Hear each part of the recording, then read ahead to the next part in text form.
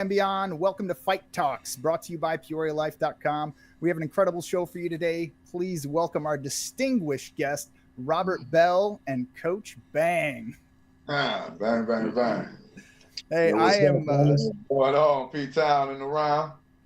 dude, I'm over the moon having you guys on here. Robert, like you've been in, boxing for a tremendous amount of time. I think you started your first KOK back in what, 96? I started KOK back in 20. I started KOK back in 2018, 2019 when I first moved to Peoria. But I've been doing boxing way back since I was about 96. Yeah, 96. yeah. Because I found he had a. I was I'm a sorry. Go different. ahead. No, I was called Team Bell back then. Oh, In '96. Got it. Yeah, I was trying to do a little bit of research, find out a little bit more on you. So it looked like you came from Pontiac, Michigan, Yes, sir. and you had relocated down here in 2018 to be closer to your daughter. Is that right? That's correct. So what brought your daughter down to Peoria? Actually, during my time in incarceration, her mom's moved out of state of Michigan, and how they ended up in Peoria, I had the slightest idea. Well, I kind of want to touch on that because you have just a really incredible story. You spent 10 years incarcerated. What was that like going through that and then coming out and having to reassimilate? Just what was that like? Yeah, getting incarcerated, it made me realize how valuable life was. You know, I didn't understand the dynamics of being, doing what I was doing and ended up in prison. I never really sat down to really say, damn, what if I go to prison? You know what I'm saying? I never looked at me going to prison. I always thought I was slick enough, thought it couldn't happen to me. You know how I go. I'm a street guy, you know what I'm saying? And when I Hey, did get incarcerated, I'm thinking I'm coming home, you know, thinking I was gonna get out on bail, stuff like that. But to go in and get that kind of sentence without even getting a bond, without even getting things in order, went out of state. I caught my case in another state. So once I left home to go to another state, I never returned to 10 years later. It was a few weeks before they realized that I was incarcerated. wow. Well, wow. and then going back a little bit, you used to tell some stories where you would just kind of walk around the neighborhood with some boxing gloves around your neck. What was that all about? Well, listen, okay, I got a family that's into boxing, Oh, and so we grew up, boxing each other. Actually, we from these projects called Lakeside in Pontiac, Michigan, and but let me go back a little farther real quick. When I was about 11 years old, I was living in Detroit, Michigan, and I walked into Crunk Gym. That's the Manuel Stewart, Tommy Hearns, where they grew up and were doing boxing. I walked into that gym, and being hard-headed, didn't stay in front of the house. I was just walking the streets, and I ended up in the gym. And when I did, I got amazed when I walked in there while I seen Emmanuel Stewart, may he rest in peace, training Tommy Hearns. oh wow. Yeah, and I was just stuck. And the things that I seen him do with Tommy Hearns, I use to this day. Oh But wow. Man Stewart turned around, he looked at me and put me in the ring. My very first day ever in the gym. I got in there, got whooped on, left, came back the next day, got whooped on, came back the next day. I just kept going back, And then my mom's at the time, she was just moving back from Detroit to Pontiac, from Michigan, from Detroit, Michigan to Pontiac, Michigan. We just kept going back and forth, So I never really had, a stable gym to actually go to. But it all started for me walking in that gym in Detroit, Michigan, It was on McGraw Ave. I do believe that's what Crunk Gym was. And that's when I really fell in love with boxing. Moving forward to me walking around with the boxing gloves on my neck, that happened in Pontiac. Me and my cousin, man, I had a cousin, you know, me and him like Batman and Robin. And my cousin was real good, man. You know, he had this boxing thing, man, like couldn't be beat. So he was whooping on everybody in the neighborhood. And guess what? I was his sparring partner, you know? So me and him boxing in, I felt like, damn, if I could hang with him, you know what I'm saying? What I could do with kids, you know, my age, my size and everything. And that's where it started. Me and him will take the boxing gloves, we'll put them around our necks, and we walk through every side of town in Pontiac, Michigan. Anybody that was our age, around our age, we invited them to a boxing match. Well, I'd say that whatever you did worked, because now you're training, I mean, yes. Premier world-class professional boxers. I mean, they are working at the highest level. Yes, sir. So tell me about your first match. Like, when did you actually get into the ring and start boxing? Did you box professionally or did you just do amateur? I did amateur. You know, my dream was to go pro, but like I said, I ended up getting in trouble. So, yeah, so that's what stopped my career in boxing. I ended up getting in trouble. When I came home, I tried to get back into it, but I ended up tearing my rotator cuff. Oh, I'm so sorry. Yeah, I tore my rotator cuff in the Golden Gloves, you know, fighting in the Golden Gloves, and that was one of my dreams to win the Golden Gloves. But once I tore that rotator cuff, you know, me being 30, in my 30s, early 30s, the healing process was taking too long. I'm so sorry. So, yes, but it's life, you know. So what I did was I started training my son. He was 10 years old at the time. And that's when I started. He was my very first person I ever started really training, you know. And going back to Emmanuel Stewart was at an event me and my son was at. And he was sitting there. After my son got through fighting, he was very impressed with his skills. So he came over to my son and asked him who was training him. He said, my pops. You know, he said, hey, whatever you doing, whatever your pops got you doing, you keep doing it. Because one day you'll be a future world champion. You doing things at 10 years old that he said his grown folks couldn't do. So at that time, I didn't really, you know, let that soak in. All I knew, I was just working with my son. You know, I wasn't really trying to be no trainer, you know. So all of a sudden, this is real deep, man. My son played basketball, and he used to cry every day. He used to cry every day, man. Every time they lose, he'll cry. He'll go sit in the corner and cry. I got tired of him crying. He hated to lose. So he was blaming everybody on the team. So I said, well, you know what? I'm about to take you to a sport that I used to do that you can't blame nobody but yourself. And that's how we really ended up into the boxing gym with him, with my son. And the guy that at the time, his name was Dale Grable, he was shutting the gym down when we walked in. He was closing up. He was done. He had this one picture left for Tommy Hitman Hearns with 5 belts around him. And I got that picture to this day. He asked my son to throw a jab, and he asked him to do it again, and he ended up saying, well, I tell you what, if you come to the gym every day for a month straight, I'll open this gym back up. And the rest was history. He opened the gym back up.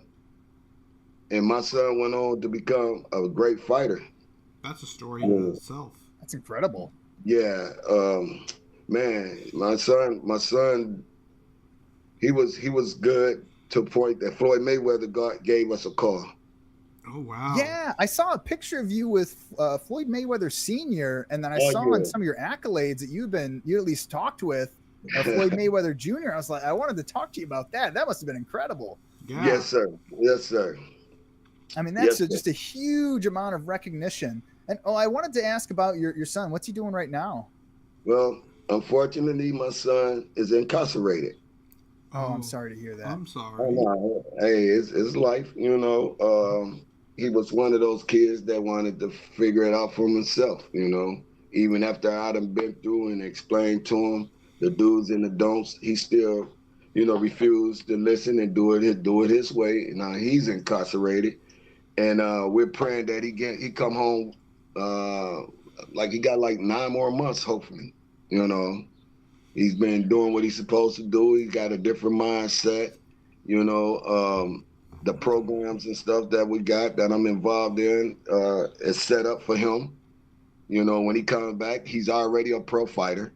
He turned pro before he ended up going to prison. So getting back into the boxing and when he come home and see what we can do from there. So Okay. do you think that your son maybe being incarcerated has helped give you some vigor for some of what you're doing out in the community? And I'm talking specifically about, Yeah. guns up, gloves down. In Yes. every interview I hear you talk about, it's all about community. It's impacting the youth. Yes. You've touched more than 1,000 lives in the Peoria area, and this is just Yes. in a 6-year period of time. And let me Yes, just sir. touch on some of the accolades here. Okay. Golden gloves, silver gloves, regional, nationals, junior Olympics, Beijing Olympics. And then for me, the just kind of the crown, the jewel on that head was when we had a podcast with Anthony Holloway, a couple weeks ago. Yes, And he sir. said that he's been to every gym. He's had a dozen different coaches. You know what he told me? What's that? He said, Robert Bell. He's the one. KOK Boxing, Robert Bell in Peoria. You don't need to know shout out anything to else. Anthony Holloway. Big shout out to Anthony. Shout out to Holloway. Anthony. Yes, sir. One Yes, way, sir. baby. One way. You know, and I'll say this. I appreciate the love. And I'm still learning. You know, it's still a lot more I have to learn.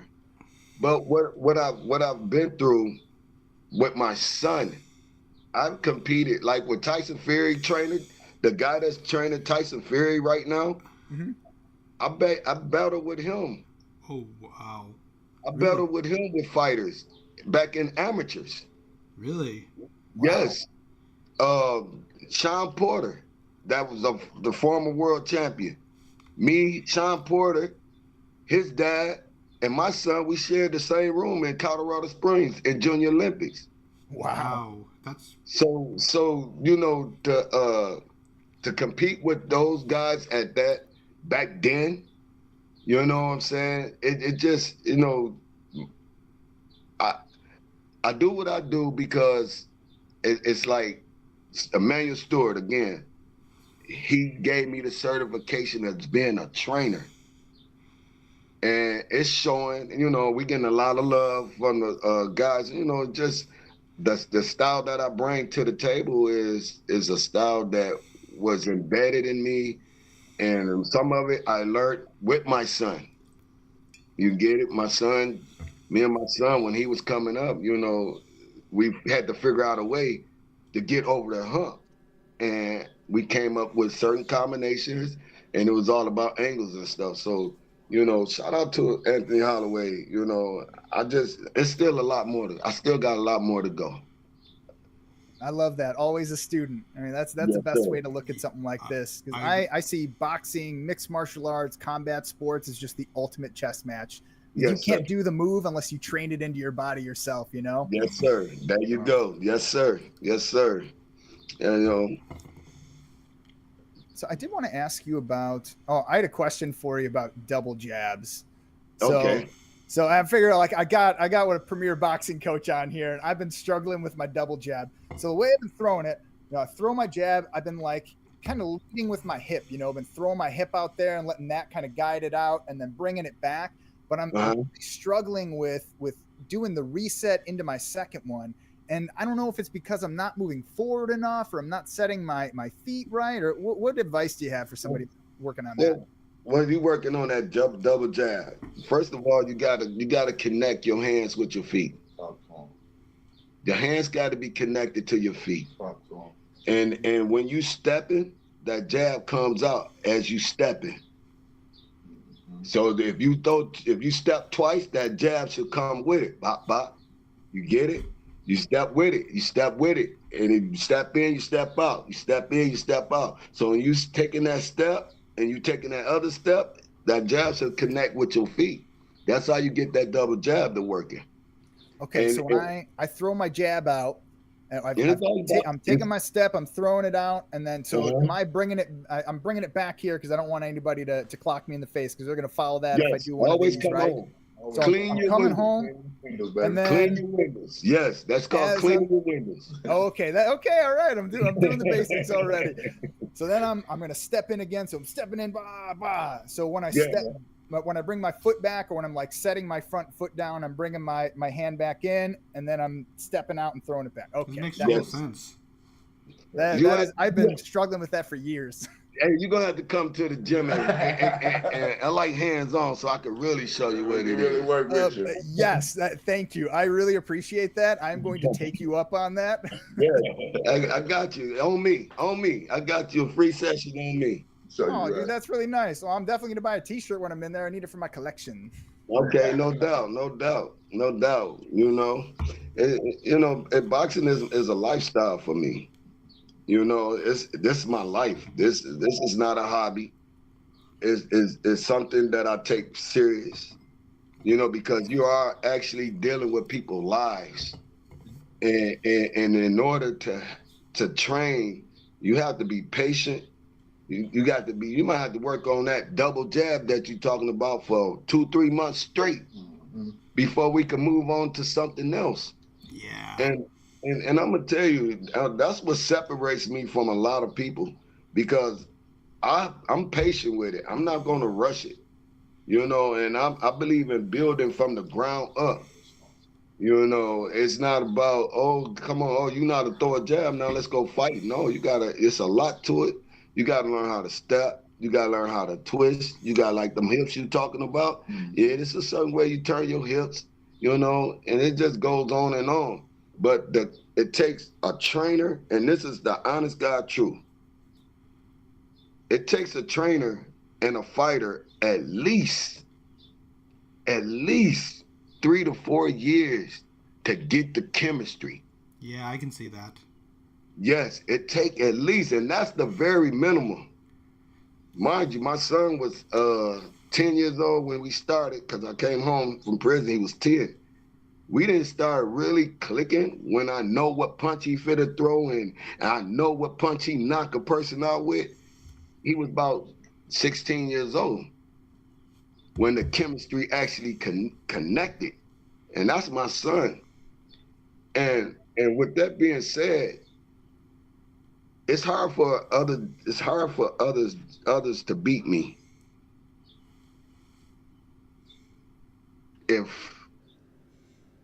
Long as you in the gym, we in the gym like we supposed to be, I'm hard to beat.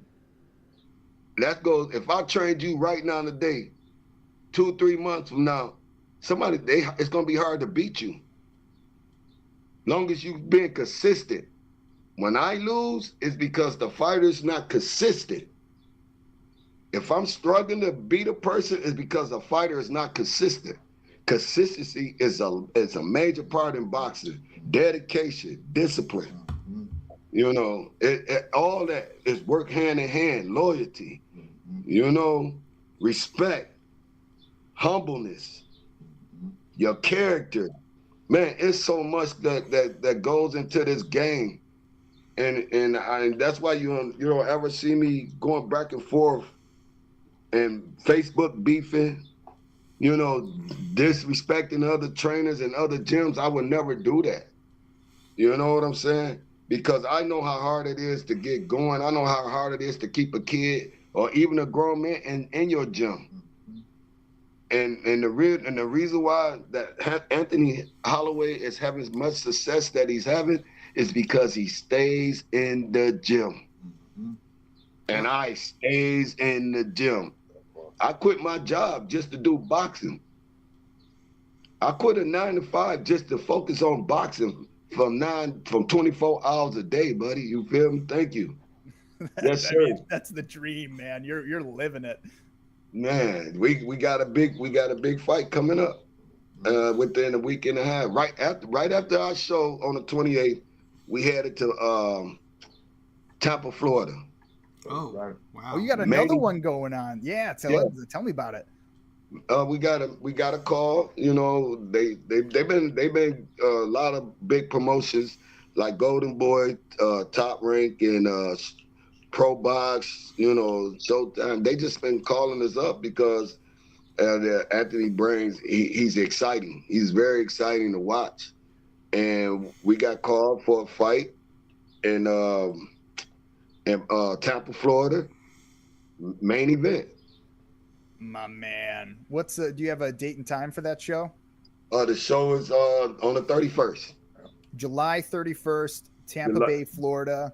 Do you know if they're going to be streaming that one? Oh, it's TV. It's definitely televised. Oh, heck yeah. I love that. All right. So we'll be connecting with you to make sure that we're providing the stream and whatever information we can on Peoria Martial Arts Forum. I wanted to ask a little bit about KOK Dream Chasers. So I know I've it's a nonprofit that you are currently the president of. Tell me a little bit about that, what the goal is, and who you're looking to help support. Okay, KOK Dream Chasers is a program that I came up with. It's a nonprofit program that's able to help kids, whatever that you're trying to do. If you want to be a barber, I'm gonna point you in the right direction to go see that barber. If you want to build a house, I got the person that can teach you how to build a house. It's like helping kids fulfill their dreams. You don't have to be a fighter.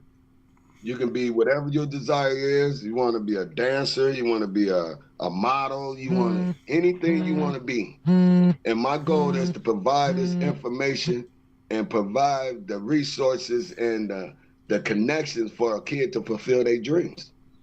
That's why the Dream Chasers. Yes, that's where the KOK Dream Chasers come in from. So say I'm a kid in Peoria and I want to participate in KOK Dream Chasers. What's my first step? The first step is to come see me.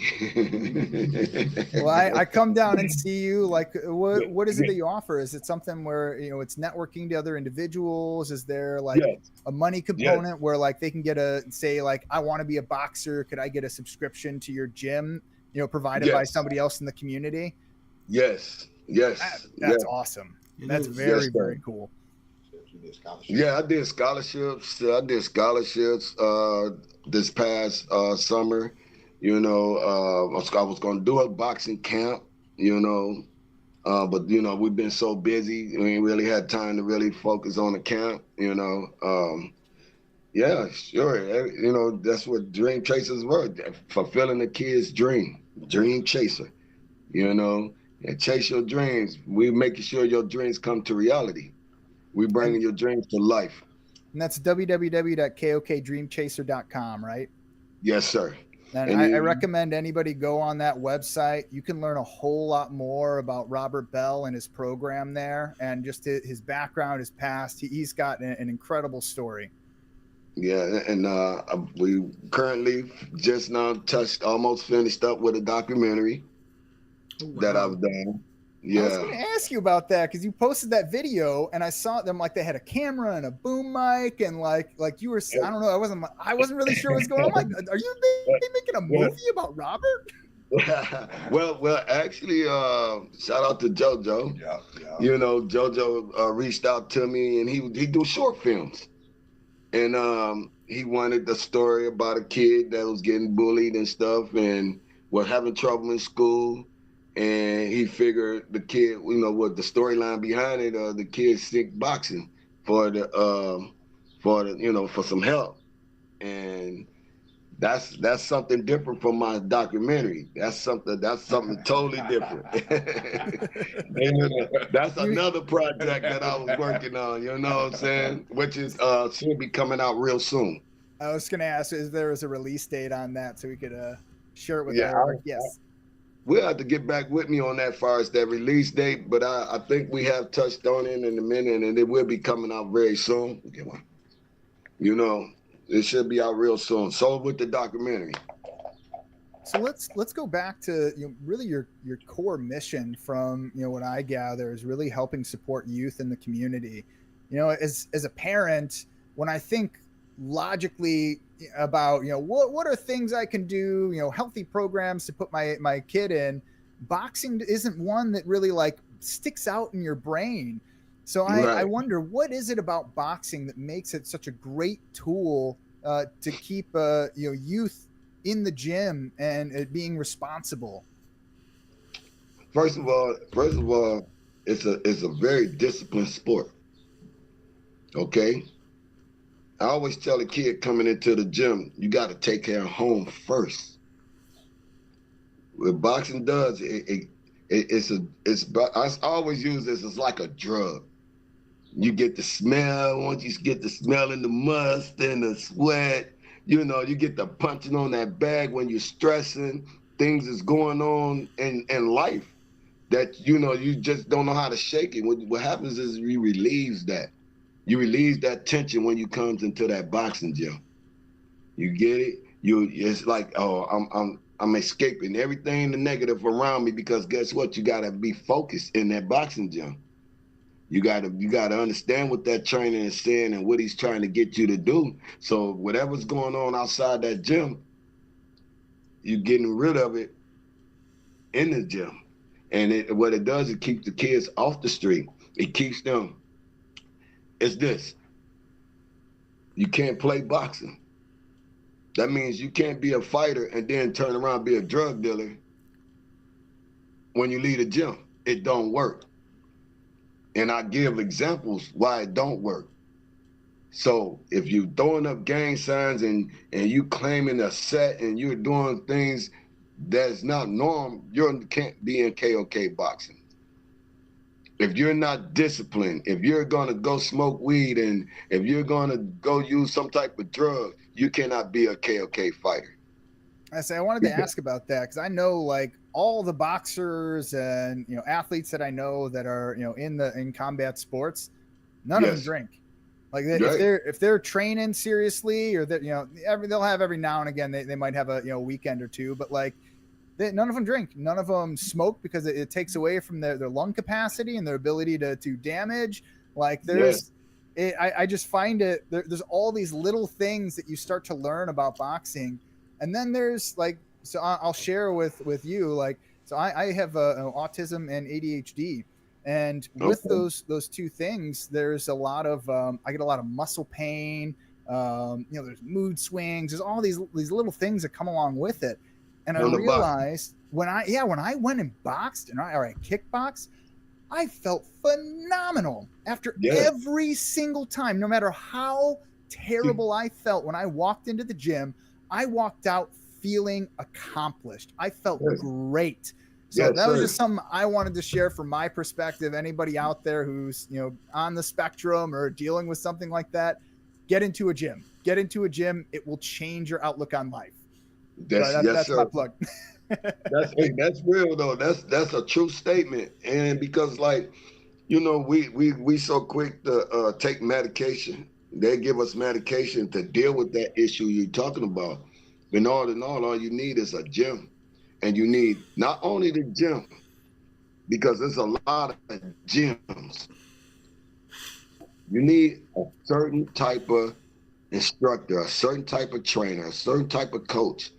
You got to have someone that's going to actually pay attention to you and understand your situation.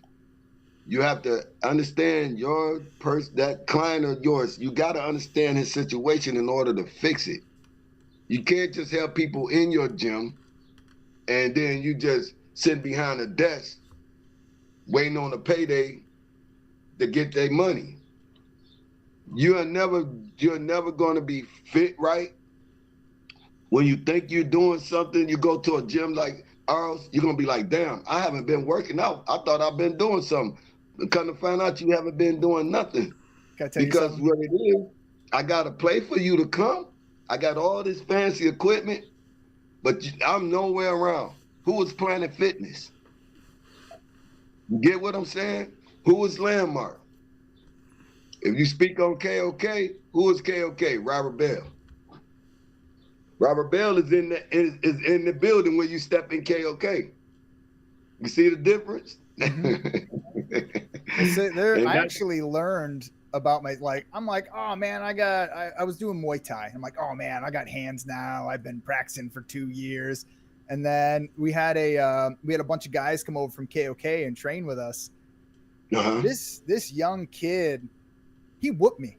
He whooped me in every way, and he was trying to be so nice. Like he was trying not to obliterate me, but I was just making mistake after mistake, and he was just like, oh, I'm taking advantage of this one. Oh, I'm taking advantage. Like it was incredible. I'm like, man, I've got no defensive skills. Like I'm like a toddler getting punched by a behemoth man right now. And listen, it goes back to what I was saying. He was smaller than me. I'm saying, I had height, weight, reach, everything. He murdered me. Listen, I hate bullies. Okay, I hate bullies. Me too. I bully bullies. Yeah. I can see and that. my kids, they understand not to be a bully, but they also understand and know how to recognize a bully. You get what I'm saying? Yeah. You get guys that come into your gyms. They want to beat up on a guy with no experience. They want to take advantage of a guy with no experience. And they get to going all on social media, posting pictures and videos as though they was beating on somebody that's high quality. I don't like that. If I share a video or something, it's not to get at nobody. It's because you might see a video I done had for 2 years. You get what I'm saying? I finally decided to post it. I post my videos on the strength of, look at this kid come from this to this. Or look at this move this kid did. Not, oh, this kid beating the crap out this guy. No, that ain't what we do. That ain't what KOK is about. I don't get into the politics part of it, the beefing and the, oh, my kid's better than this. No, my work speaks for itself. I understand when you walk in the gym, that kid walk in the gym and beat the crap out of one of my kids, is because I know my kid he probably just started 1 week ago. You get it? Or he haven't been in the gym for 2 or 3 months.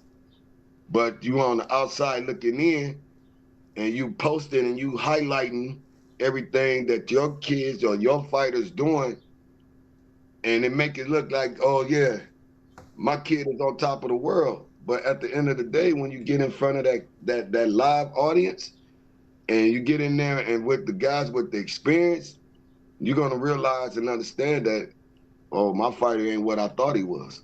You get exposed. You got exposed. Exactly. You get exposed in this game. You get exposed in this game, and you can't play boxing. And I'm telling you, listen, I'm very strategic on what I do. I'm very, I pay attention to everything that I do when it comes to whatever kid, whatever the adult. And that's what separates me from a lot of people. And my brother right here, he's on the same thing. Sometimes we sit back and we go back and forth, and I'm talking about, hey, he ain't doing this. He need to do this, or he need to step this way. He need to throw this punch this way. That's what make a good fighter. That's what make a good team. Could we introduce Coach Bang real quick? Oh yeah, most definitely. Oh, you're right. Peace and blessings. Peace and blessings. Man. Coach Bang in the picture. Thanks for coming on today, man. I appreciate you guys both being here. Oh man, always, man. Whenever my brother, man, anytime he called me, he know what's going on. I know it's business, so I just strap on my work boots and get to working. You feel me? My man. It's been a blessing, man. Been a blessing. It's been a blessing to even meet a guy like him. I've been around a whole bunch of guys all my life. Different type of guys, and run into someone that's authentic, that's solid, that's truthful, that's like a brother, and I mean, like it was like a match made in heaven. Real. He called us Spirit Brothers. Exactly. You know, I mean, For real. because we have a lot in common. A whole lot. And my vision and my dream and my plans was when I met him, he expressed what he's into because he liked that martial art. He's a martial art person for real. You get it? The boxing is something he's adopting, as he go along. But he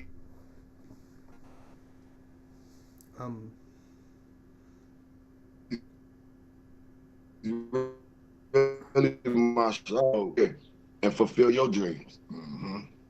Shout out to this man. You know what I'm saying? So helping another brother grow, gracious to me. I love seeing people striving for what they're believing in and what they're trying to do. I'm here to help. Yes, sir. I don't ask for nothing. I'm not asking for nothing but just be loyal, be truthful. We can build together. Yes, sir. We can build together. And it takes an army, it takes a village. Yes, sir. Everybody they speak on, oh, let's come together. But do you really mean let's come together? Mm-hmm. Because if I can take this brother and put him in a position to be great, yes, sir.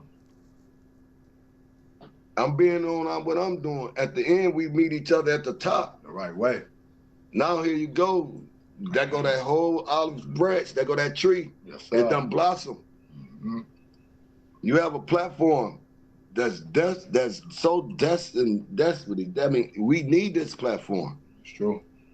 You have a platform that's man, will have Peoria off the charts because guys like us don't get a chance to really talk and express what we're going through in life. We don't get that. And for you to and for you guys to even give us the opportunity to be on this platform, it's a blessing. Thank you. Well, hey, man, it was an incredibly easy decision. You guys have hearts of gold, and you're putting your money where your mouth is. Watching the work that you guys are doing out in the community. My favorite thing is when you put up these videos of these young kids, these young girls, just like banging on these pads, dude. Yes. I'm just like, dude, this is amazing. Like every kid that's it's just adorable too. Everyone should be there. I want to share what you guys are doing with the entire world because I think that there's a tremendous amount of benefit. We've been on calls before with the Peoria Martial Arts Forum. We've talked about our visions for what we see for the greater Peoria area. Yes, and dude, we're so in line. We're just meshed like this. We're taking it from different angles, and we're gonna meet you up at the top there with you, my man. Yes, sir. Indeed. Yes, sir. Indeed. And the vision. I want to say this. I really want to bring a pro show here in Peoria. Yes. Yes. We in negotiations right now. Well, Anthony said 20 bands, so I'm like, I got to raise 20 grand. Hey, that's just for his purse.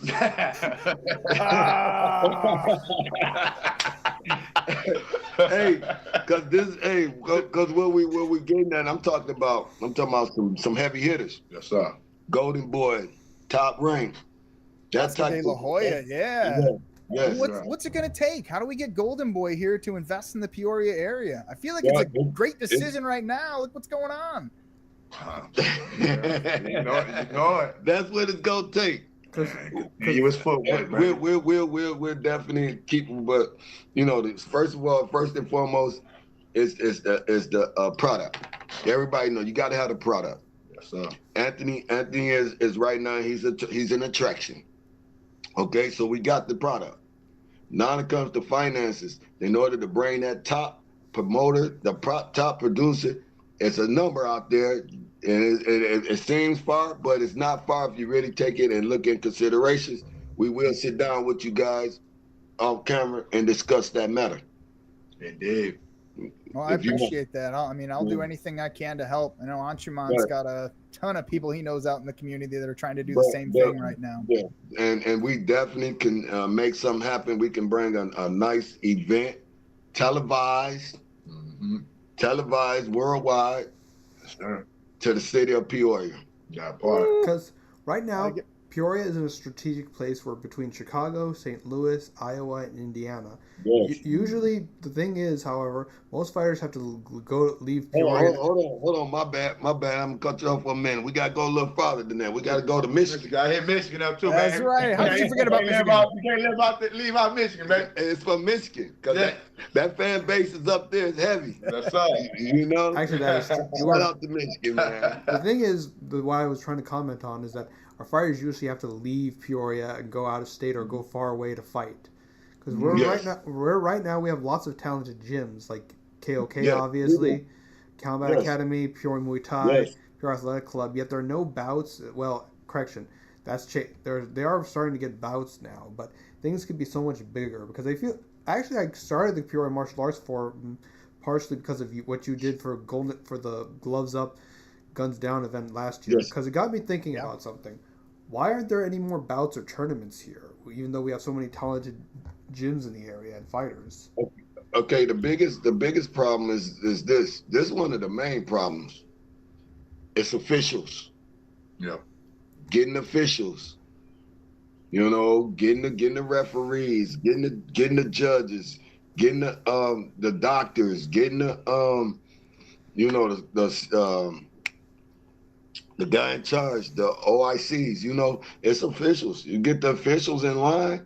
You get them within this area where they ain't got to travel. Man, we'll throw a show every other month, every 2 months, every 3 months. Peoria become a fighting town. You do amateur or professional shows? Both. All right, that's what I wanted to hear. Both. Hey, we doing both. It's and then too, you know, if you take KOK. You take Combat, you take PLC, PAC, you take these gyms, Mud Warriors, you take these gyms, every head of these gyms come sit down at the table. And at the end of the day, it's all about money for some people. You get what I'm saying? Mm-hmm. They trying to figure out how they're going to make their money. And you know your worth. You know your worth. So you come up with this number. Everybody say, well, we do this, we come together, this is what it's got to be. We can understand that. But you also got to understand, you know, what type of product you putting out. You get what I'm saying? If everybody come and worry about themselves instead of, I can't worry about your pockets. You get what I'm saying? I can't worry about he making 100 million. All right. You may make nice. but you might be making 5,000, 500,000. Say that, right? That's 500,000 more than what you had when you started. Mm-hmm. But you mad because this guy getting $1 million. And that's what's wrong with the community. It's a big world out there for boxing. Mm-hmm. And we can't afford to be really going back and forth with each other. They say strength is in numbers. Yes, sir. And it's true. When we travel, man, sometimes it just be me and bro. Yes, sir. We just be us, and it don't be a whole bunch of nothing. We need more transportation vehicles where we can bring families. Everybody don't have cars. Yeah. You get it? So we get the transportations going, man, and this would be a beautiful thing, man. I promise you. We showing the world right now, and this is the difference between us and a lot of gyms. We are showing the world what Peoria is made of. That's right. We on worldwide. We on the stage. We're on that type of level. That's why you don't never see me going back and forth with nobody about who gym's the best. Ain't no gym the best. You just sometimes you got a more talented, gifted kid that's in your gym. You get it? Sooner or later, that other kid gonna be right there on that level as long as he stay in the gym once again. Yeah. I don't mind working with people, but I like working with fairness, honesty, loyal people. I like being in around and sitting around. I don't drink, but if we drinking wine or whatever with loyal people. I don't like being around people as soon as I leave, oh, he ain't shit. Or that gym ain't nothing over there, man. Come on. When we're working with, you see what we're working with. You can look at the video. My basement bigger than that gym that I'm in. You get what I'm saying? But that don't deter me. I don't look at no gyms worse, lesser. I don't look at no gym more. And I tell, yes, the difference is me. Yeah. It's not about that bag or that ring that you got in that gym. I'm the difference. Yep. I'm the difference maker right here, me. Yes, sir. That's what separates me and our gym from a lot of people. I does what I does, and I take my time, and I'll try to perfect it. Yep. So when you run into a kid that done been in KOK, he might not be a trainer. I mean, he might not be a fighter. He might not be a world champion, but he'll be able to teach one. Yeah. He'll be able to build one. He'll be able to coach one into being one, because we are trained to learn the right way. Yeah. I take my time and I make sure you get every step together. That's why the problems we have when, listen, I get so much praises from new guys that been in the gym 1 month and they go somewhere else, they look at them fight like that, man, how long you been boxing? When you tell them a month, they say, no way. Yes, it's that way. That way. That's why. Yep. No kidding. Well, I mean, dude, like you know, Coach Bang, the work that you've done here. I mean, you inspired the Peoria Martial Arts Forum. You, Anthony Holloway, yeah. Like you're the work that you've done in this community. Like I knew about you immediately when you came in the community. Like you were making waves, at least in combat sports. So like, I'm just incredibly tickled to have you here. Man, it's an honor. It's an honor, baby. It's an honor. Thank you guys. Tell me more about the July 28th fight. So what time is that? So that's at Expo Gardens. Starts at noon to 5 p.m. Right? Yes, sir. And how many bouts do we have that day? We did 20. But 20 bouts? Yeah. Wow. And what's I know about top fight time, it dropped down to 15. What's the gate cost? $20. 20 at the door. Yeah, so I have to apologize because I said on one of our previous podcasts it was 60. Coach Bang came in and he commented on there, so I was able to correct it.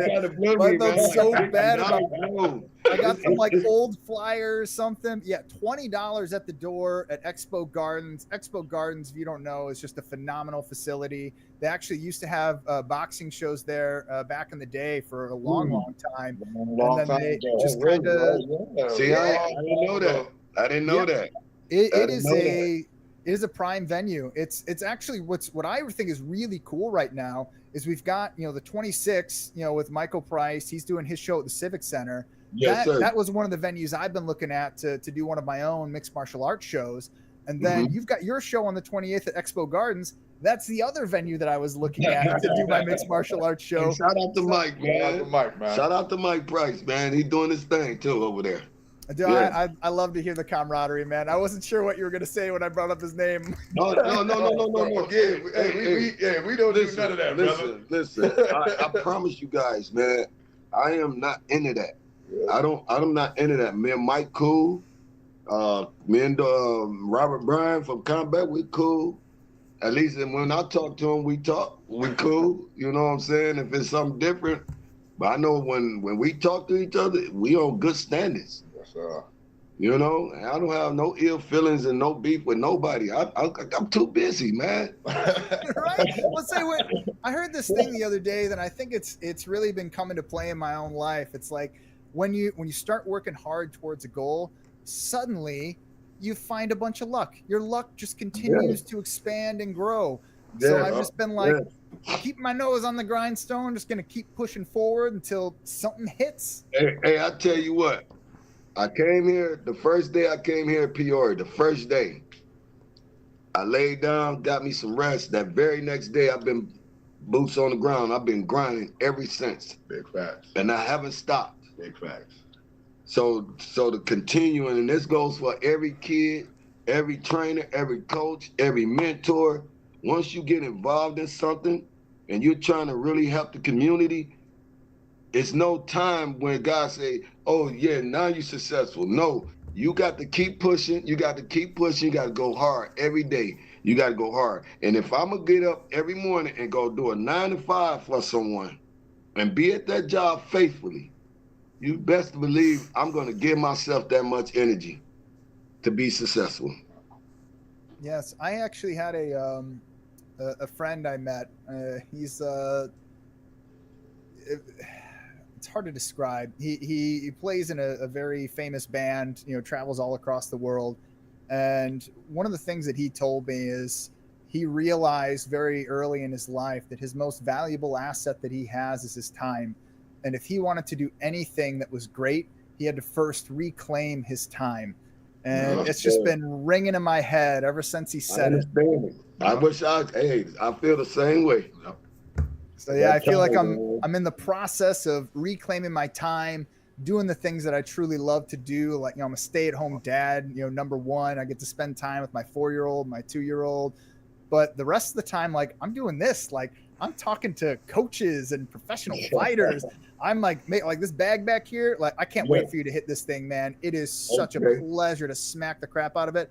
There's no hard spots in it. I fixed it. Oh, really? I fixed it. You cannot get hurt on this bag. This is the best bag in the world for somebody who's new to combat sports. And I'm not selling anything. This is just so you know I got it. If you want one, I'll bring it in so you can check it out. Yeah, let me check it out. Most definitely. You know, we just, like I say, we always looking at ways to get better. You know, and I do wish that we all here in Peoria that do have these other gyms can come together one day and really put something together.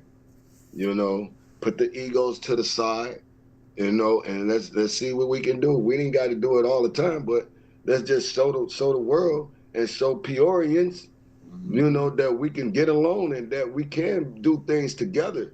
You know, like I said, it's a big boxing world out there, my man. Peoria only this big. You know what I'm saying? And I know the Peoria. You get what I'm saying? Yeah. So what I'm getting at is, let's not spend so much time going back and forth at each other. Let's try to help each other become successful. And whatever the goal is, let's get to that goal. And expand Peoria. Yep. Man, like I say, don't be surprised. You know what I'm saying? I'm saying this to everybody. Don't be surprised if Floyd Mayweather pull up out here. Get out of here with that. You're going to, no. You're going to explode my tiny little brain. Don't be surprised. I have an idea, so I won't talk about it here. We can talk about it offline. I ran into some inspiration today, and I think I might have a way that we can pull all of our combat sports brethren together for an event.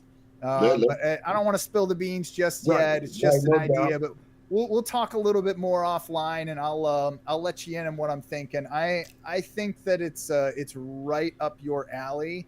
And I think that we could really make turn the corner for Peoria combat sports if we execute appropriately. Yes, sir. Let's do what we got to do and make it happen, man. You know, I'm a brother that believe in action. You know. Let's do it. Hey, we got the idea. Let's sit down. Let's talk about it. Let's see what we do, what we need to do, and let's make it happen. And the ones that's on board is on board. The ones that's not on board, oh well, we still love you, but we got to keep it moving. So exactly. So Anthony says that who he really wants to fight is Jake Paul. Man, listen, I want him to fight Jake Paul, which is on tonight. Yeah, so we get a little view of our up and coming opponent. Well, you got what, Mike Fury? Yes. Another Michigan native. Shout out to Michigan. What do you guys think's gonna? I mean, I don't know. What do you think's gonna happen tonight? Like, I really everybody wants to see him get knocked out. We want to see Jake Paul. We want to see Logan Paul. Whoever wants. I want to see him get absolutely obliterated in the ring. That's the Yeah, attraction. When's it I gonna won't- happen? I want Anthony Holloway to be the one to do that. That part. That's what I want. That's what we Tell me want. this. So I mean, why should Jake Paul take that fight with Anthony Holloway? First of all, he's a legitimate Boxer. boxer Exactly. Why would he want to fight a legitimate boxer? because he needs to prove to the world that he can fight a legitimate boxer, not no old washed up has-beens. You know, they're done, man. Their careers done been made instead of solidified. If I had the money, I'll go do the same thing. I'll fight all these guys that their careers is done. Come on, give me a and if he's being smart, look at Anthony Holloway's record. You get it? Look at his record. Come on, Jake Paul. That'll be a perfect build up right there for you. That is a stepping stone. So, Cause y'all need to tap in though. Make sure y'all tap in on the 31st. Indeed. Cause we doing some damage on that fight. so one Oh thing, yeah. Send us that link. We'll drop it in the Peoria Martial Arts Forum, and I'll see if maybe we can even get a viewing party going. That would be awesome. so That'll be nice. 10-4. one thing that Anthony has that Jake Paul doesn't is humility. I mean, all the greats of boxing history have had humility. Like Muhammad Ali lost twice to Joe Frazier, and then he came back and beat George Foreman. Yes. Mike Tyson said his loss to Buster Douglas was a humbling experience. Thing is, all the greats like Muhammad Ali before and after being Cassius Clay was a smart ass, but he actually pushed himself to his limit and had discipline. I feel like Jake Paul has none of that. Like he's not. Yeah. I think this. He figured out a way how to make money, more money. And people love entertainment. He's an entertainer. At the end of the day. And he's learning how to box. Yeah. Shout out to him. Shout out to Jake Paul though. He's doing what he needs to do to become a legitimate fighter. I think it's time for him to fight legitimate fighters. Not no old washed up fighters, man, 60 years old. Now come on, man. Make that make sense. Yeah, he's a legend. Mike Tyson, a legend. And that's good to have that on your resume. But come on, let's get away from this YouTuber type of thing and start fighting real fighters. Guys with real records. Guys that's give a guy like Anthony Holloway a shot. Yeah, like I was watching a fight where it was Robert Bryant was fighting was it Shane Guppy, and he was doing a ton of work on the inside. It was incredible. It was incredible watching him, the way he was moving. It just blew my mind that he was able to do this in the moment in jeans. Right. Like it blew me away. But I do need to say this. I crap on Jake Paul and Logan Paul all the time. But you know what? There is one thing that I can say that they're doing for fighters that other promoters aren't. They're paying them. They're making sure these guys are getting some money in their pocket. And you know what? That's awesome. Like that's really awesome. So that fight with Jake Paul and Anthony Holloway need to happen. We need to put some money in the pocket. Oh yeah, imagine how many pro fights we could have after that one. Come on. Yeah. I mean, that'll be I think that'll be a phenomenal fight. To be, they say styles make fights. That would be, and we've been calling him out for a minute. We've been calling Jake Paul out for a minute. We'll give him a reason. We'll give him a reason. I think after this fight we got coming up, and when he handling his business, we calling out for Jake. We calling that Jake Paul. Now I got a question for you, Robert. What's up? So let's go. Say you are in your peak physical form. Like you're there, you're in it, you're ready to fight. Yes. You're standing in your corner. Mm-hmm. You're anticipating the best fight of your life. Yes. Who's standing in the other corner? Sugar Ray Leonard. Oh, that would be yeah. Sugar Ray Leonard. How would you pick them apart? What do you think? What would you do? Sorry, I like the chess moves of it all, man. Hey. You know what? I would use the tactic that Tommy Hearns used, that jab. But actually, I would be punches and bunches. I would have to match his that number count of his is ridiculous. Ridiculous, man. And I was that type of fighter. Sugar Ray Leonard was the guy I really looked up to. You know, I really wanted to mimic him fighting. That is a phenomenal answer. Yeah. And honestly, same question, Coach Bang. Same question.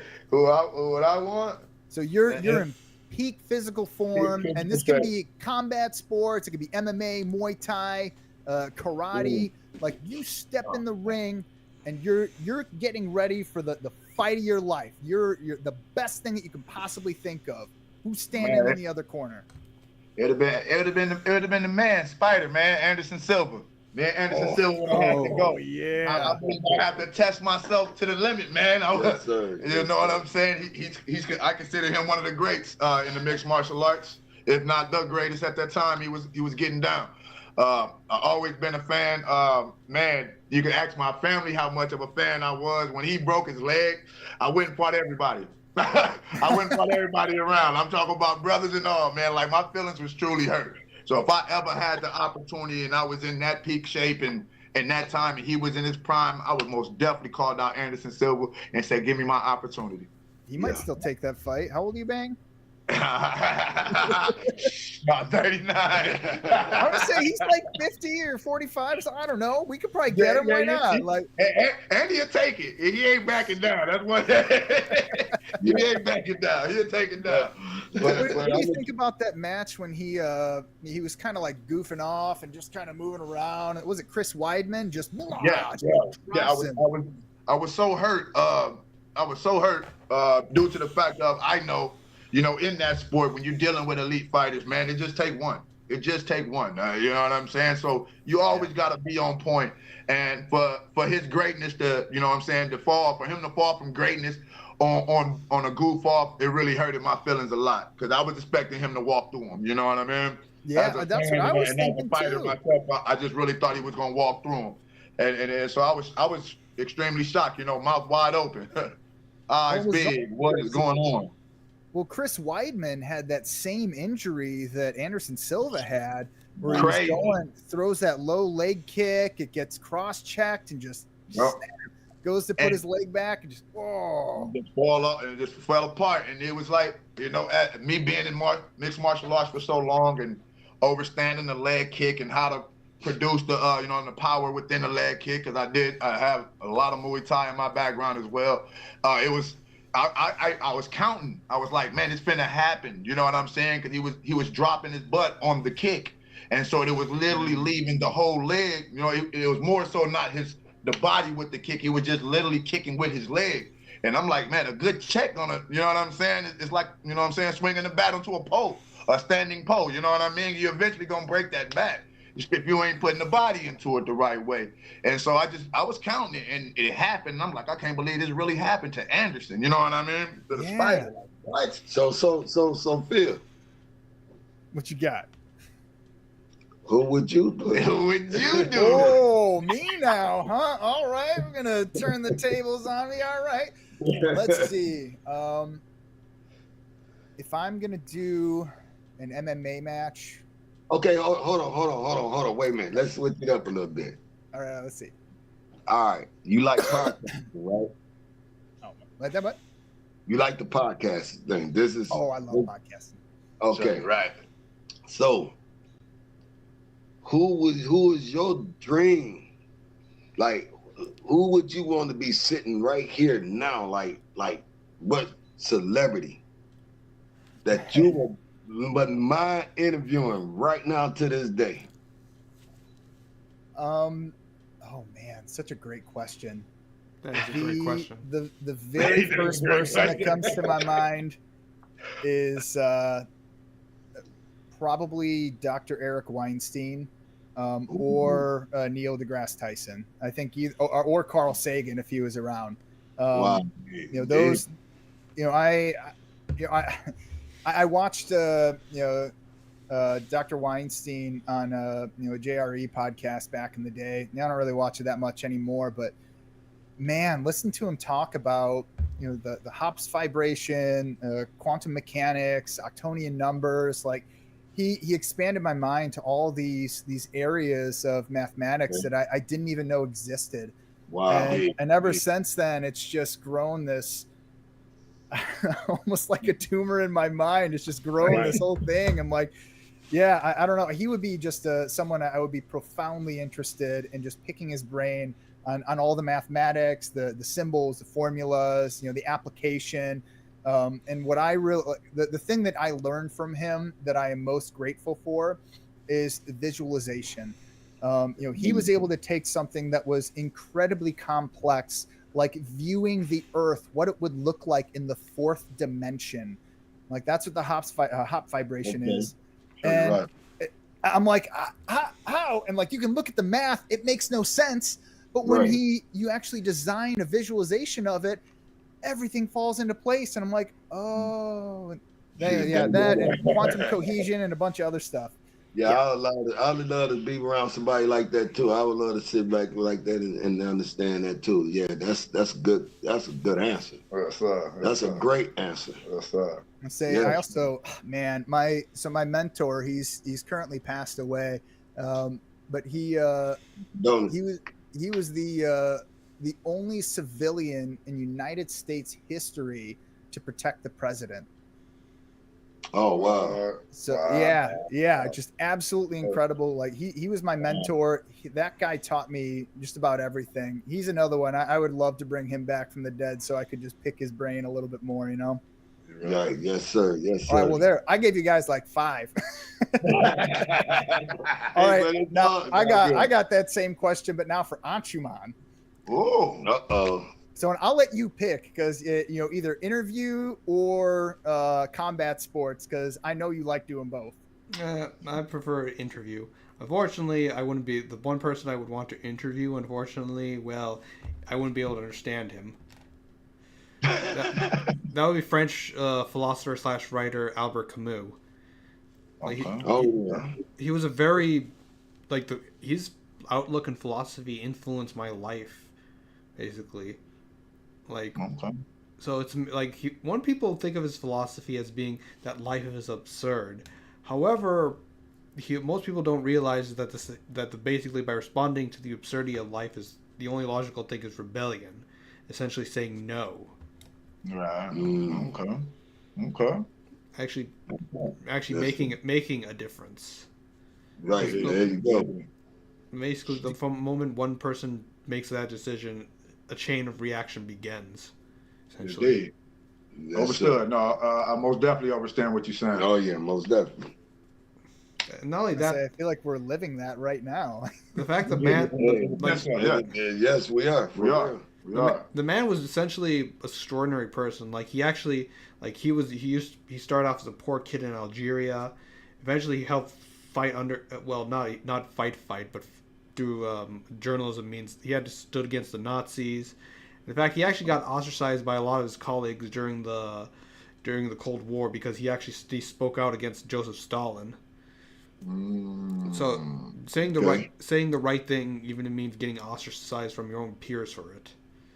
Yeah, that can be absolutely incredibly difficult, but also the difference maker because somebody sees you saying those things and they feel it too. Suddenly you've got an ally. Now you got an ally. Exactly. Yes, sir. Exactly. Exactly how that works. But it has to be said or it never be heard, and that's one of the things that I do stand on and stand by, and I believe that's why me and my brother is so, so connected in this training and coach atmosphere. We tend to not hold back. You know what I mean? No matter what it is, when it comes to the training and training the kids, we don't hold back. Because if we do, it's not going to be said, and that can be the missing piece to that puzzle or that can, you know what I'm saying, take a kid from being great and keeping him mediocre because it wasn't being said. I mean, you know, I train my son. He trains my son. He's the head coach of training my son. And in the middle of it, hey, it ain't time to be dad. You got to be coach right now. And that changes a lot for me. You know what I mean? And it helped me a lot on becoming a better training when I'm training my son. Now other fighters, it'd be the same way, vice versa. I'm like, hey, coach, you know, he ain't really pushing it out like that because I see something else on his mind. And he go, man, what's going on in your mind, man? It's a lot, coach. I had this going on in life. And if coach wouldn't have told me you was thinking like this or he didn't see that on your face, I would have never approached you. I would have told you hit the bag another round. Right. But I needed to pull you this round to talk to you about this. So we tend to keep that voice of, hey, it need to be said. We say it right now and get it done. And so most definitely. And that goes back to this. This is why we say what we say. Like, and you going off into these other businesses and these other workout facilities, I'd always tell a kid or adult, if there's no one that's hands-on, that ain't where you need to be because something might be going on with you, and you might need someone to recognize that something is going on with you. Yep. But if I'm in there, I'm just working, I'm hitting the bag, but all along I'm planning on blowing my brains out. Yeah, that part. You get what I'm saying? But if I'm hitting that bag and that coach or that trainer in there, he recognizing that you're struggling, that you're not normal. He'll be able to tell for you being in it that you're not normal. Something is going on. He's going to take you, like you say, hey, come on, let's sit down. Let's talk about it. Let's talk about it. Let's fix this. Let's see if we can fix it. And that's what make us different. That's what make me different. That make bro different, you know. And that's where I feel like we have the edge on a lot of fighters and a lot of trainers. Like, I really don't get my fighters is not, I hate when they get on there and they start beefing. They start Facebook beefing. They start talking about who's the best and we doing this. No, that is not what we're doing. We are trying to get to another level and we're trying to go the right way. You know, you can sometimes people talk themselves out of a good situation. Like, hey, I don't want to fight this kid. He's too arrogant or he talked too much. You get what I'm saying? Or we're not going to come to your show because I don't like the way they talk on the show. I don't like the way they be posting their videos. A lot of times you do more damage than you do good. You know, but that's why I really don't get into that back and forth. And if they got an issue, we'll call each other. Hey, call me. And let's talk about it on the phone. I'm not going to get on, Paul, Phil, asshole. No, I'm not gonna do all that. Damn, I did that. You know, I was watching, Bar Rescue with John Taffer on it. It's a show. It was on Spike TV, and one of the things that he talked about was there was this guy had a particular drink that was alienating his female customers. The name of it was. He's like, something like that, it may give this person here a chuckle, but when it degrades the experience of somebody else, you've lost because now you're losing that customer no matter what. So you're not winning. It's not something that you can put there to help you to win. Yeah, that's right. Most definitely. That's right. Like, I'll be honest with you. I get calls every day. People want to join. People want to sign up. People want to join the program. I mean, every day. And when they come with the whole family. It's not just the kids. It's the parents too now, Yeah. And that's what I live for. That's what makes that's what gives me satisfaction. Sure. When I can help a family overcome whatever it is that they're going through, That means more to me than anything in the world. To see a person smile. And they enjoy coming to the KOK. I love being here. And the parents thanking me, praising me, and being able to help their kids go on the right direction instead of the wrong direction. That's what means more to me than anything in the world, man. Well, and it's great hearing just how many things that you're able to tie back to community and family. And being able to support those, identify and acknowledge individuals when they're in need. Because, man, I've had bad days like everyone else. Like, I've thought about those intrusive thoughts, having those, And one of the things that's helped me through those tough spots is being acknowledged. Yes, just giving myself over to something like Muay Thai. Muay Thai was a huge benefit to me, both physically, mentally, emotionally. Like, it helped expand whole different areas of my life. I started a technology business, and I'm realizing now I started it because I wanted to develop combat sports technology that could also fill in some of the gaps for people that may not have access to a trainer. Yes, like, I was realizing, like, while I was training, we had an elbow day, and I kept, like, I would throw my elbow, but I wasn't bringing up my other hand. And coach missed it. The person I was doing pads with missed it. And then Anshuman's like, yeah. So then, like, I start working with this excellent young lady. Her name is Maddie. She's the Muay Thai expert. I think she's actually does like sports medicine. Yeah, sports medicine at Bradley University. She just got her degree in that. But she was like, oh, hey, man, you got to, like, pull your hand up like this, or else you're going to get absolutely rocked. See? Whoa. Right. I threw an elbow at him, like, oh, and, like, it all clicked. Like, I had somebody who had that keen eye. They saw what was wrong. We were in a good community place where everybody felt safe to talk to everyone else. She shared with me the thing that I'm like, dude, that was it. That was the thing. I was totally missing on it. Yeah, it goes back to Ashiman. That goes right back to what Ashiman was saying. You know what I mean? Happened to tell you, at time, right then and there, like, no matter who else you was dealing with. You said other trainers, your pad holder, they watched you make this same mistake. But Miss Maddie said, no, today is the day that you need to learn that this is what's going on with you. And it helped you, you know what I mean? It was said at that time, and now you will never make that mistake again. And that's one of those gifts that I say that I love my brother for. You know what I mean?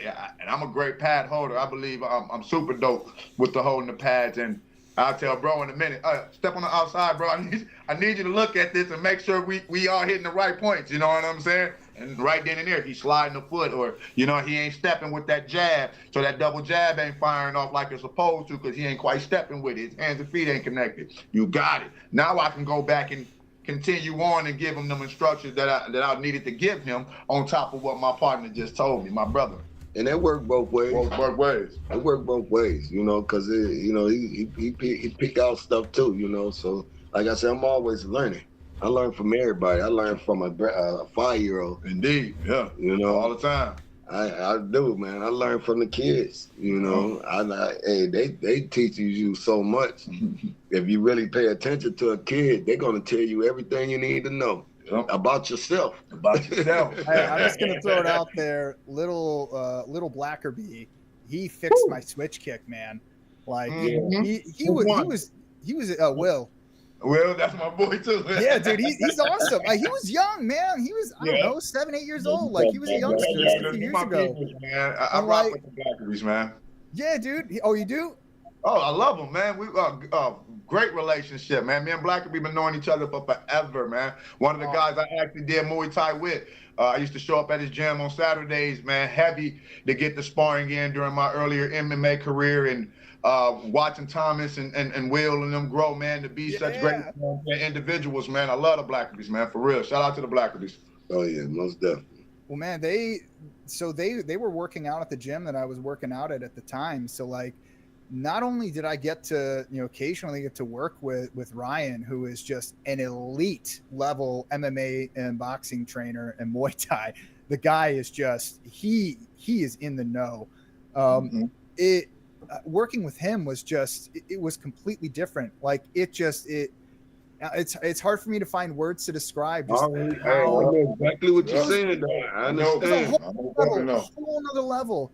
I still feel bad though, because there was one time I was sparring with him, and like he was doing this kind of like slick thing. He was doing the like peekaboo style. He was keeping his heads down, his hands up like this, and then I'm like, okay, like I timed up his footwork, and I'm like, gotcha, wham, and I smacked him with an uppercut, and he came up like, good one. I still feel good. Yeah. Did he have the double shin guard on, man? Did he have the double shin guard on, brother? Always. No doubt. The other thing, he would also bring in these professional elite fighters. Like, that's where I mean, I got to meet Jake Childers. I got to spar with Jake Childers. He gave Yep, me this training partner. great bone bruise from a cross check. That's why I'll never cross check a kick again. Like, he was phenomenal. Kenny Robertson. He's Oh, you the know, man beat. UFC fighter. Yeah, dude. He was really, really nice to me. He could have obliterated. That dude is so strong. Like, Hornbuckle. yeah, he was very, very, yeah. Dan Hornbuckle. He was another guy who came to train a couple of times. I got to see him. And then another one who I haven't actually seen in a while, Nate Gaston. Oh, he's been traveling. If I'm not mistaken, I thought he transferred over. Nate. Nate, man. I thought he transferred over in Cali or something, wasn't he? Yeah, he did. Yeah, that guy, he's a specimen, man. His dad used to train together. Yeah, that's what I thought, because that's where I met his dad when they had an open exhibition at the Northwoods Mall, I think. Yes, and sir. His dad Nate came out, and I got to meet him there and talk to him a little about, and he was talking about KOK, and then that was when KOK came over, and we had a little sparring session. I got beat up. Hey, I remember that now, man. Yes. See, I thought that was you. You were standing right behind him, and he was lighting me up. And he's like, "Should I keep going? Are you sure you want to keep going?" I'm like, I'll keep going. We'll just keep it light. And he's like, all right. I remember that. Yes, sir. Oh, man. Damn, Paul. Phil, where you been, man? I've been around. Well, I mean, 2020 hit, man. 2020, I had 2 million things happen. I had my first baby boy, and then COVID hit. Yeah, so I was, and then I found myself in the midst of a career transition. I had the opportunity to jump over and work for one of the largest firms in the world, and I was able to leave there after a couple of years and stay at home, and I've really just been looking for the right time to get back into the gym and just start working out. And this I'm going to use this as my catalyst. Yes, sir. You know all the fans. You know everybody, man. You know them all, man. Look. The door is open, man. It's true. The doors is open. Stop by. I appreciate that. I'm definitely going to be down there. I appreciate the invite in. I'm definitely going to get me some T-shirts and stuff. We're going to be talking KOK on the tip of our tongues. So you're right. Last thing I have for you. What do you have to say for Greater Peoria, for all the people out there that are there supporting you, that want to see you do great? What do you have to say for those people? At first, I want to thank each and every last one of you. I appreciate the love. Most and foremost, I thank you for the acceptance. So you're right. I really thank you for the acceptance, because like I said over and over again, it's hard for a person to come from a whole nother state and then fulfill his dream and get the support that he's getting, So shout out to Peoria. It's nothing but love here. I said I will continue to be here until we get a world champion. And I'm standing on that. I will be here until we get a world champion. So you're right. Champions. You heard. So thanks to Peoria, I found a new home. I ain't been home in 6 years. So this is my home here. It's that. Welcome. I appreciate you too, Coach. Thanks, my brother. Thank you. You know it, baby. Well, hey, I just want to say that, it's just from an inspirational perspective, you got it going on, man. I've seen you since, the very beginning, since I've been, working out in the gym, and to see the work that you're doing now, and just the consistency at which you're not only talking about it, but executing. There's nobody else out there like you in Peoria, and we are so grateful to have you. And on that, thank you for being on the podcast with us today and sharing your story and everything else. Hopefully, I think you take the same mentality as I do. If we can share a story and help just one person, that time was worth it. But honestly, I'm really in the point now where I just love talking to people on this podcast. I love talking to coaches and fighters. I don't even care if anyone listens anymore. That part. No doubt. That part. Because you know, the thing about that is they might not be listening as we go right now, but they're gonna tap in. They're gonna tap in. They will tap in. They got to go and they got to. Them the ones that got to go and sit where they by themselves and then You know hear what they talking about. You know. But it's all love, man. You know. Thank y'all for having us. July 28th. Oh, hey, it's gonna be fireworks. It's gonna be up and coming. Some guys that's here in Peoria that haven't been seen. That's gonna be on the show. Come out and support, man. Just be there. We're gonna be at the show on the 26th. We're gonna go show some support. We definitely pulling up. And show Core some love and support their movement and what they got going on. I hope everybody do the same. July 28th, it's gonna be a phenomenal show. We got a live performance. We got a live performance. Wait. What is that? What does a live performance mean? Tell me about that. What's that? Like music performance? Yes. Thank you. Oh, thank you. You've been hearing me talk about this stuff, man. Like when you got time in between bouts or whatever it is, like you need to have someone there. You get it. I appreciate it. You're right. Hey, you're right. Peoria's own, very own too, going to perform. We performing live, you know. Yes, it's going to be a live performance. Some music going to pop off. It sounds like it's kind of a secret surprise performance. Yeah, that part. I let a little bit out there. I've been letting a little bit out. Shout out. Most definitely. Let me know if there's anything I can do to help. You know, I love playing bass and guitar too. So if you need any of that kind of work, I'm happy to help. So you're right. Okay. Most definitely. We definitely reach out. And like I say, man, hey, let's make this something that we can build on. We can't go back now. We can't go backwards. We had our conversation, and we still need to sit down off camera and really go over some other things. But let's build from here. Yes, sir. Let's move forward. Let's move forward, baby. I hear, man. We're talking the same language. We're both moving in the right direction. Like I love it. I look forward to our future conversations. And then we're also going to have Trent Bang, coach, will be on the podcast. I'm hoping within the next week. Coach Bang. I'm ready. I'm ready when you're ready. Be My ready. man. All right, we'll get you scheduled in. I'm excited to hear your story and how you got into combat sports. Thank you, everybody, for listening to Fight Talks. Brought to you by PeoriaLife.com. All right, I got that plug in there. There you go. Yeah, you got it. Hey, guys, have a great good night. at that too, Phil. You is, man. You real nice. You real nice with it. I like the way you do it, man. You good with it. I appreciate it, guys. All right, thank you, my man. Have a blessed night. Blessings. We'll be in touch. I'll give you a ring tomorrow. Yes, sir. All right, bye. Bye-bye.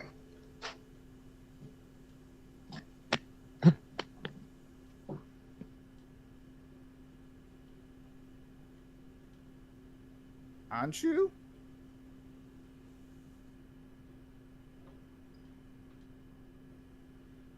Anshu?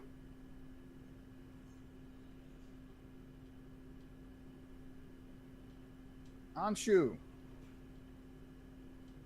Are we still live? That would be fun. We might be.